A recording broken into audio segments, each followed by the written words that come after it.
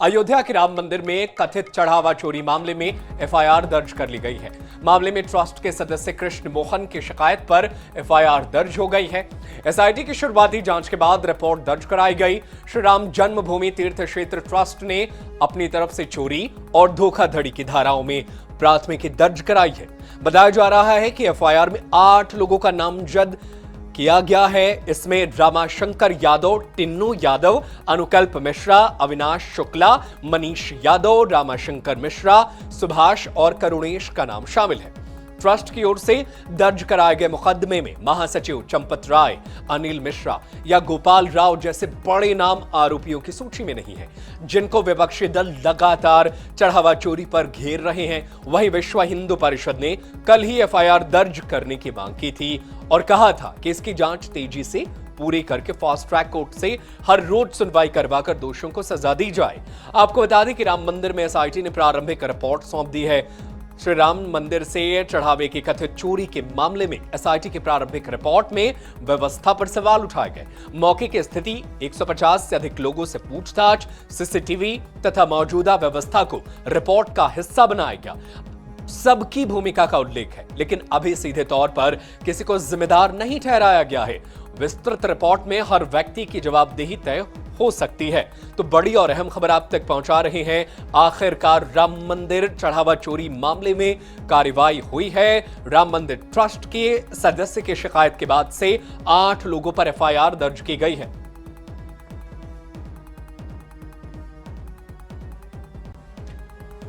तो अनुकल्प मिश्रा, लवकुश मिश्रा को गिरफ्तार किया गया है। कार्रवाई लगातार जारी है और कार्रवाई का असर यह है कि अब जो है एफआईआर दर्ज हो गई है, कार्रवाई आगे बढ़ रही है।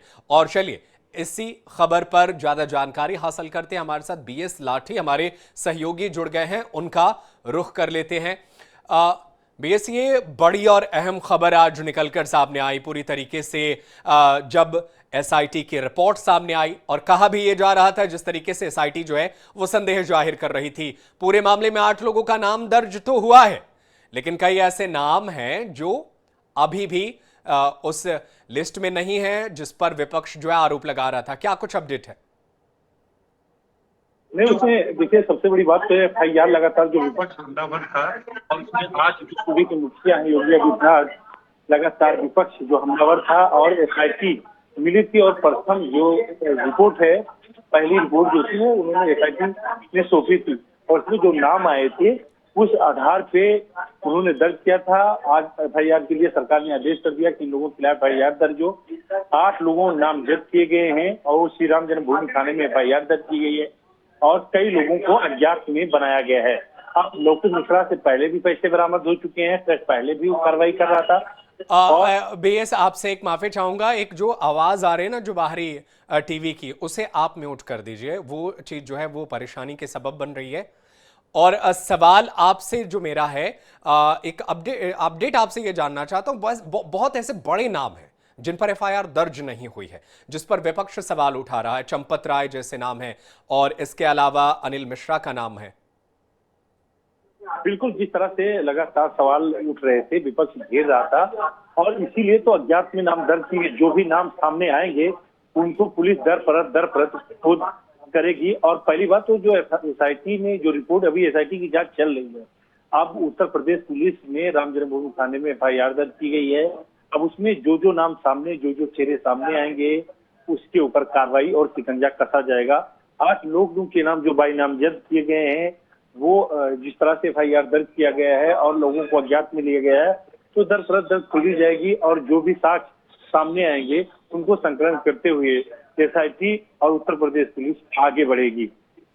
बिल्कुल, लेकिन अखिलेश यादव कह रहे हैं कि बड़े नामों को बचाया जा रहा है। एसआईटी जो है वो उन लोगों पर कार्रवाई की गई है जिनको एसआईटी को एक रिपोर्ट दी गई होगी कि इन पर एफआईआर दर्ज कीजिए। यानी उत्तर प्रदेश में समाजवादी पार्टी जो है वो लगातार हमलावर बनी हुई नजर आ रही है और इसमें भी वो सवाल उठा रही है। जी बिल्कुल, समाजवादी पार्टी शुरू से मुद्दे को उठा रही थी और उससे पहले अगर ये जो चुपके से जो कार्रवाई हुई, जिस तरह से ट्रस्ट को चुपके से कार्रवाई हुई और लगातार चुप्पे से गुपचुप तरीके से ट्रस्ट और वहाँ के जो अंदर के पुलिस अधिकारी हैं उन्होंने काफी पैसे बरामद किए थे। ये जब पुलिस रात में और ट्रस्ट के लोग जब रेड मारना शुरू किए तो आसपास पड़ोसियों को, लोगों को जानकारी हुई। उसके बाद में बात बाहर आई और अखिलेश यादव ने उसको ट्वीट करके पूरे प्रकरण को पूरे मीडिया में लाया। उसके बाद में मीडिया ने शुरू किया। अब लगातार आप देख रहे हैं, चाहे कल अरविंद केजरीवाल अयोध्या आ रहे हैं, आम आदमी पार्टी के जो राज्यसभा सांसद हैं संजय सिंह, वो लगातार, और पूरा विपक्ष ही नहीं, पूरे राम भक्त जो पूरे देश विदेश से हैं, वो सबसे बड़ा जैसे राजनीतिक केंद्र अयोध्या रहा है, उसी तरह से आस्था का भी केंद्र अयोध्या रह गया है। बिल्कुल, तो अयोध्या आस्था का केंद्र है। बीएस, एक अपडेट आपसे जानना चाहता हूं कि एफआईआर तो दर्ज हो गई है, किन किन लोगों को अब तक हिरासत में लिया गया है, किन को गिरफ्तार किया गया है, क्या इस बारे में कुछ अपडेट है? अगर बात की जाए तो लौकिक मिश्रा से लेकर जो भी जो अंडर ट्रस्ट में पदाधिकारी से काम कर रहे थे, उनसे लगातार पूछताछ चल रही है।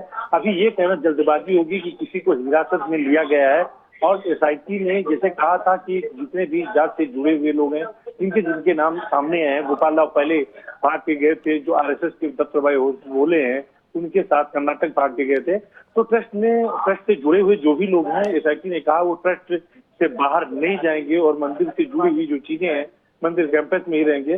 तो ये अभी कहेगा जल्दबाजी होगी कि पुलिस ने किसी को गिरफ्तार किया है।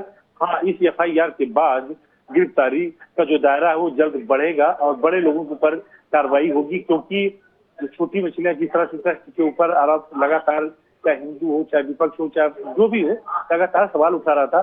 तो योगी सरकार, जो सूबे के मुखिया योगी आदित्यनाथ, उन्होंने कहा था कि किसी को बख्शेंगे नहीं। तो बड़ी बात ये सामने निकल के आ रही है कि जो एफआईआर हुए हैं उसमें 8 लोगों हैं। अभी ये भी कहा जा रहा है कि 8 लोगों कौन कौन से हैं, अभी ये किया जा रहा है। जब एफआईआर काफी सामने आएगी तो उसमें कौन कौन से नाम सामने आए हैं और कौन कौन से लोग हैं, उनका नाम सार्वजनिक किया जाएगा, और उसके बाद जो अज्ञात में नाम है, उसके बाद ये कार्रवाई आगे बढ़ेगी। बिल्कुल, उसके बाद आगे कार्रवाई बढ़ेगी। लेकिन क्या एफआईआर की कॉपी में कुछ ऐसा जानकारी मिली है कि किन किन धाराओं के तहत एफआईआर की गई है? देखिए, टिन्नू यादव जो है, जो ड्राइवर था, उसके बारे में तय था कि उस पर कार्रवाई होनी है, उसका भी नाम है। तो क्या उसे अब तक हिरासत में लेने की कोशिश नहीं की गई है, या पुलिस जो है बस शुरू कर चुकी है, अब भले अपडेट अभी आना बाकी है? नहीं, अभी अगर बात की जाए तो किसी की कोई गिरफ्तारी नहीं हुई। कुछ देर पहले मेरी कई लोगों से बात हुई और जो विश्वास सूत्र है उनसे ये कहा गया, जैसे मीडिया में बहुत सी बातें तैरती हुई सामने आती है कि इनकी गिरफ्तारी हुई, संपत राय ने इस्तीफा दे दिया, जैसे बहुत सी चीजें हैं। जब तक कोई सटीक जानकारी न मिले, और ये बड़ी बात ये कह रहे हैं कि क्योंकि जनता टीवी और लगातार उसको कवरेज दे रहा था, जो सत्य है सत्य पे ही खबरें चलेंगी, क्योंकि सबसे बड़ी बात ये है आस्था के केंद्र के साथ सबकी जिम्मेदारी भी है विश्वसनीयता पर। तो आप ये भी देख रहे हैं कि जिस तरह से तमाम अफवाहें भी थी कि इनका नाम आ रहा है, उनका नाम आ रहा है, ये कागभूषणी की जो मूर्ति थी वो गायब हुई, आज ट्रस्ट के पदाधिकारियों ने उसको दिखाया और जनता टीवी पर भी एक बयान भी दिया, और वहाँ के जो पुजारी थी कागभूषणी, जो तमाम चीज जो गहने हैं वो राम मंदिर में सुरक्षित रखे हैं। तो बहुत सी बातें जो सामने निकल के आ रही हैं, जो लोगों ने, जिसने रसीद भी कटवाई थी कि हमने दिया, हमको रसीद नहीं मिली, अब बहुत एफआईआर हुई है तो बहुत से लोग, जो बड़ी बड़ी मछलियां हैं वो भी सामने आएंगी, जो सीसीटीवी डिलीट की गई है और जो बचा है, चाहे जो भी वो अधिकारी, वो दूध का दूध पानी में होगा। और सुबह के जो मुखिया हैं और पूरे जिस तरह से अयोध्या की बदनामी। बिल्कुल, लेकिन बीएस लाठी, ये बिल्कुल सही बात है, दूध का दूध पानी का पानी होना चाहिए। बात आस्था का है, करोड़ों लोगों की, पूरे विश्व के राम भक्तों का ये मसला है। लेकिन एक एसआईटी के बारे में ये भी अपडेट थी कि एसआईटी ने 17 लोगों पर एफआईआर की सिफारिश की है और उसमें से मात्र 8 लोगों पर एफआईआर हुई है। तो ये भी तो अब सवाल बनता है ना कि क्या किसी को बचाने की कोशिश हुई है? ये जो आपने 18 लोगों का नाम किया, ये तो चलती हुई बात है। किसी ने, हम और आपने या किसी ने, वो जो एसआईटी की रिपोर्ट थी वो अपर मुख्य सचिव को दी गई थी, वो एसआईटी ने गोपनीय दी थी। उसमें जिस एसआईटी ने नाम दिया है, जो प्रमुख चेहरे हैं, उसी के ऊपर एफआईआर दर्ज किया गया है। और जो 150 लोग अज्ञात थे, जिसमें यह हवाला दिया जा रहा था कि 150 लोग अज्ञात हैं, तो जो एफआईआर हुई है वो सीएम कार्यालय के कहने के बाद हुई है। बिल्कुल, लेकिन अब जब 8 लोगों का नाम दर्ज हुआ है तो देखना होगा कि आगे अब कैसे कार्रवाई बढ़ती। बहुत शुक्रिया बीएस लाठी आपका तमाम जानकारी के लिए। आप नजर बनाए रखिएगा, आगे भी आपसे जानकारी हासिल करते रहेंगे। तो ट्रस्ट की शिकायत के बाद से कार्रवाई हुई। और चलिए इसी खबर पर चर्चा करने के लिए हमारे साथ समाजवादी पार्टी के प्रवक्ता आजम खान जुड़ गए, उनका रुख कर लेते हैं। बहुत स्वागत है सर आपका INS 24/7 पर। पहला मेरा सवाल तो यही है, 8 लोगों पर FIR दर्ज हुई है, अब तो खुश होंगे आप क्योंकि कार्रवाई हो रही है, आप मांग तो कर रहे थे और अब देखिए कार्रवाई कर रही है योगी सरकार। देखिए, सरकार देर आई दुरुस्त आई, सरकार से लगातार ये मांग हो रही थी। बिना FIR के कोई इन्वेस्टिगेशन संभव नहीं है। अब FIR हुई है तो इन्वेस्टिगेशन संभव होगा, लेकिन फिर भी अभी भी FIR में सिर्फ और सिर्फ वो छोटे कर्मचारी ही लिए गए हैं, जिसकी आशंका बार बार अब छोटे और बड़े आप छोटे और बड़े करने लगे सर। एक तो पहले कह रहे थे कि FIR करिए, जब FIR कर भी दिए तो आप कह रहे हैं कि ये छोटे हैं वो बड़े हैं। अब आप जिसका नाम लेंगे उस पर केस दर्ज होगा सर? बिल्कुल, जो लोग बड़े लोग इन्वॉल्व थे, क्या SIT ने उन लोगों को हटाने के लिए सबूतों से छेड़छाड़ करी और इतने दिन तक FIR को टाला?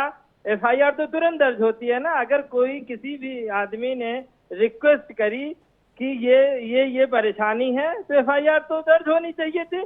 क्यों FIR को इतने दिन तक टाला गया? अगर सरकार की मंशा साफ थी, जो राम भक्त लोग हैं, सनातन के मानने वाले हैं, उनके साथ जो ये महापाप किया गया, गद्दारी की गई, मंदिर के दान के साथ जो हेराफेरी की गई, क्या यकीनन ये एक शर्म का विषय नहीं है?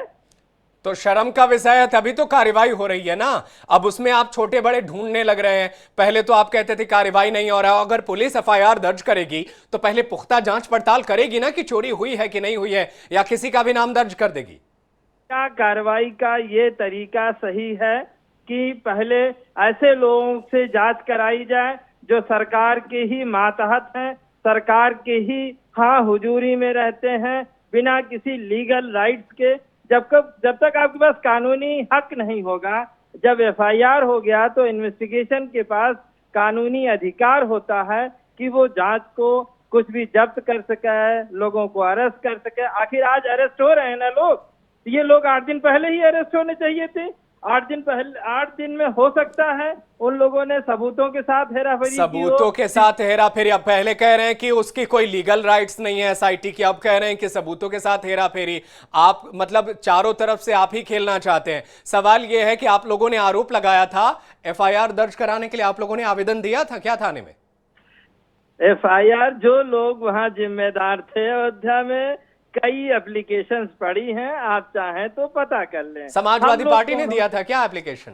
समाजवादी पार्टी इसी समाज का हिस्सा है, कोई अलग से नहीं आई है ब्रह्मांड से एक समाजवादी पार्टी निकल के।